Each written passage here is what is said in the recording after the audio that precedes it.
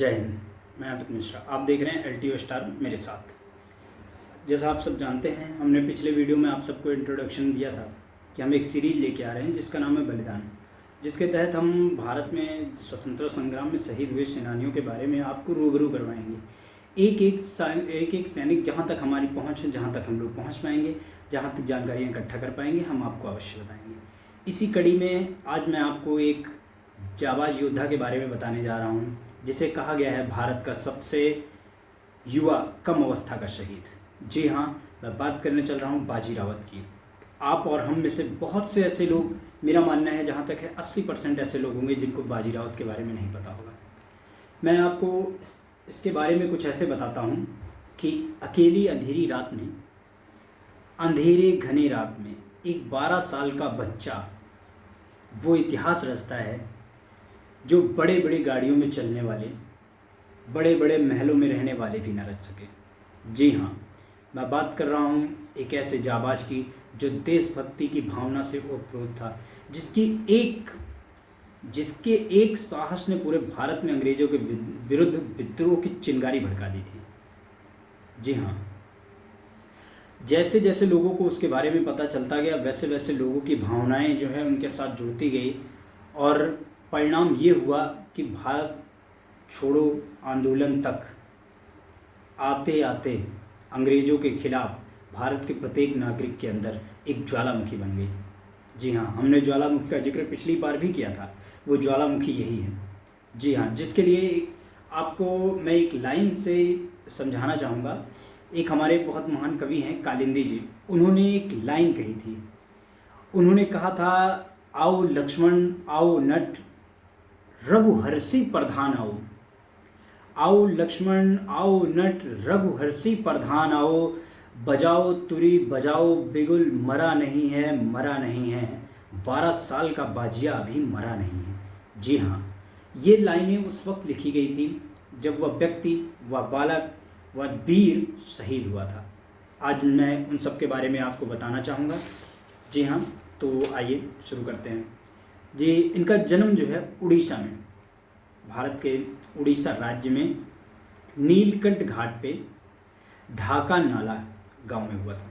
जी, इनका जन्म जो है 14 अक्टूबर 1926 को हुआ, और इनके पिताजी जो है नाव चलाने का काम करते थे, बहुत गरीब थे, और बाजीराव बहुत छोटी आयु के थे जब इनके पिताजी चल गुजरे। इनकी माता खेतों में काम करके गुजारा करती थी, इनका पालन पोषण करती थी। और उस समय के उड़ीसा में नीलकंठ के ढाका नाल के वर्तमान जो राजा थे, शंकर प्रताप सिंह नाम था राजा का, जो अंग्रेजों के साथ मिलकर गांव वालों पर अत्याचार करते थे, उनसे अधिकतर कर वसूलते थे, ज़रूरत से ज़्यादा उनको प्रताड़ित करते थे। ये सब चीज़ें होती रहती थी। उससे इन सब चीज़ों से प्रताड़ित होकर गांव वालों में एक व्यक्ति थे चरण पटनायक जी। चरण पटनायक नामक व्यक्ति थे, जिन्होंने एक संगठन बनाया था। संगठन का नाम रखा था बानर सेना प्रतिनिधित्वकरण, बानर सेना प्रतिनिधि मंडल। अब इसका मुख्य कारण क्या होता था? इसका मुख्य काम ये होता था कि अंग्रेजों के प्रति साहस दिखाने वाले, अंग्रेजों के प्रति विद्रोह करने वाली सेना तैयार करना, जिसमें ये मुख्यतः बच्चों को लिया करते थे, और बाजी रावत जी भी उसी सेना का हिस्सा थे। प्रत्येक दिन सभी बानर सेना के, मतलब आप ये कहें कि बानर सेना के सैनिकों की प्रत्येक दिन जो है बारी बारी से ड्यूटी लगती थी। ये बात है 10 अक्टूबर 1938 की। उस रात नदी के किनारे ड्यूटी पर खड़े थे बाजी रावत जी। जी हाँ, इतना सम्मान तो मुझे लगता है अपने आप सब भी देंगे। 12 साल का वो व्यक्ति सिर्फ 12 साल का उम्र महज में था। उसने उम्र को सिर्फ एक नंबर महज बनाकर रख दिया हम सबके समक्ष, इतिहास के पन्नों में अपना नाम लिखने के लिए। बाजी रावत जी नदी के किनारे अपनी रात में ड्यूटी पर थे, और 250 अंग्रेज सिपाही आते हैं, गांव में कर वसूलते हैं, मारपीट करते हैं, और 15-20 लोगों को ज़बरदस्ती पकड़कर जेल में डालने के लिए ले जाते हैं, जिसका गांव वाले विरोध करते हैं। गांव के लोगों में विरोध इतना ज़्यादा था, विरोध को देखते हुए अंग्रेजी सेना वहाँ से भाग खड़ी हुई। अंग्रेजी सेना को भागने के लिए रास्ते नहीं मिल रहे थे, क्योंकि उनके पास एकमात्र विकल्प था उस शहर से, ढाका नाल से बाहर जाने का, और वो था नीलकंठ घाट पर नाव के सहारे। अंग्रेजी सेना भागते हुए नीलकंठ नदी के पास पहुंचती है और उस वक्त नावों की रखवाली कर रहे बाजी रावत से मिलती है। बाजी रावत को वो बोलते हैं कि आप हमें उस पार छोड़ दीजिए। बाजी रावत उन्हें छोड़ने से मना करता है, क्योंकि बाजी रावत ने अंग्रेज़ों के बारे में बहुत कुछ सुना हुआ होता है, देखा हुआ होता है, किस प्रकार वो हमारे भारतीयों को प्रताड़ित कर रहे होते हैं। ये भावना उनके अंदर जो है, ये जज्बात उनके अंदर बहुत तेज़ी से उबल रहे होते हैं।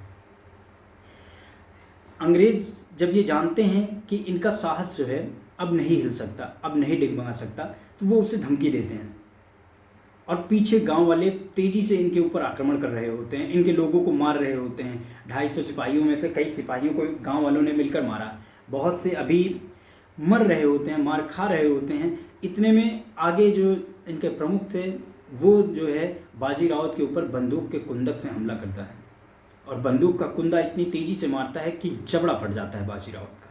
उसके बाद भी वो नाव की रस्सियाँ नहीं खोलते हैं, नाव की रस्सियों को पकड़े रहते हैं। साहस देखिए, आप कल्पना नहीं कर सकते हैं कि 12 साल का एक बच्चा और सामने बंदूक लिए अंग्रेजी सेना, वो साहस सोचिए जिसके अंदर मरने का डर नहीं, खौफ नहीं, इनकलाब की भावना किस प्रकार उस बच्चे के रग रग में दौड़ रही थी, इसका अंदाज़ा आप लगाइए, कल्पना भी नहीं कर सकते आप। अंग्रेज़ों ने उन्हें बहुत मारा, बाजी रावत पूरा लहूलुहान हो गए, लेकिन उनके हाथ से वो रस्सी नहीं छूटी। अंततः अंग्रेज़ों ने उन्हें छल्ली कर दिया, गोलियों से भूंज कर उन्हें मार डाला और वो 10 अक्टूबर 1938 की रात पूरे उड़ीसा के लिए एक काली रात बन गई। उस रात का प्रभाव ये हुआ कि पूरे भारत में अगले सुबह ये समाचार पहुंचते हैं कि वहाँ पर अंग्रेज़ों द्वारा बच्चों को मारा गया और हमारे बाजी रावत जी शहीद हुए। इस भावना से भारतीयों में इतना विद्रोह हुआ अंग्रेज़ों के खिलाफ और अंग्रेज़ों के खिलाफ चल रहे आंदोलन ने और तेज़ी पकड़ ली। लेकिन पूरे गांव वालों ने बड़े सम्मान के साथ उस 12 साल के बाजी को अपने कंधों पर उठाया और वहाँ उनकी चिता को मुखाग्नि दी। उसमें इनके साथ साथ उस दिन गांव में मरने वाले लोगों की संख्या तकरीबन 50 थी, जिसमें बानर सेना से जुड़े हुए नट, फगू शाह, हरसी प्रधान, नट मलिक, लक्ष्मण मलिक भी शहीद हुए थे। सोचिए अंग्रेज़ों का अत्याचार कैसा था।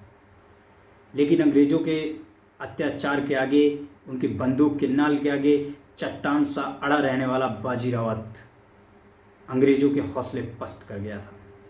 अंग्रेज़ों को ये एहसास होने लगा था कि अब भारत में रहना या भारत में राज करना उतना आसान नहीं।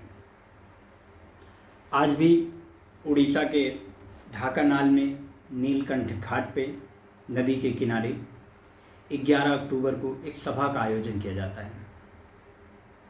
उस सभा में सभी एकत्र होते हैं और सभी वीर जवान शहीद बाजी रावत के बारे में बातें करते हैं, उनका उदाहरण देते हैं, उनकी कहानियाँ बताते हैं और उन्हें पुष्पांजलि समर्पित करते हैं। इसके साथ साथ उनको सम्मान देने के लिए नीलकंठ में ही ढाका नाल में चौराहे पर एक नाव चलाती हुई उनकी एक प्रतिमा स्थापित की गई है। यही नहीं, आपको एक बात जान के बहुत आश्चर्य होगा कि नट और नट की पत्नी, मतलब बाजी रावत के भाई साहब के पत्नी का देहांत हो गया। उनके 4 लड़के हैं। उन्होंने अपना जीवन गरीबी में बिताया। आज भी उनकी कुछ पुश्तें हैं, कुछ मतलब जो वंश के बच्चे हैं, वो आज भी मजदूरी करके गुजारा करने पर मजबूर हैं। हम आप इस बारे में नहीं जानते। हमें आपको हमेशा से बताया गया है कि हमें जो आज़ादी मिली है वो अहिंसा के दम पे मिली है, परंतु ये कभी नहीं बताया गया कि अंग्रेज़ों के साथ हुई हिंसा में हमारा जवान हमारे देश के लिए किस प्रकार कुर्बान हुआ, किस प्रकार शहीद हुआ। कहानी का ये पार्ट अगर आपको अच्छा लगा हो, लाइक करें, शेयर करें, सब्सक्राइब करें और ज़्यादा से ज़्यादा लोगों तक पहुँचाएँ। मैं आशा करता हूँ कि आपको ये सेगमेंट पसंद आएगा।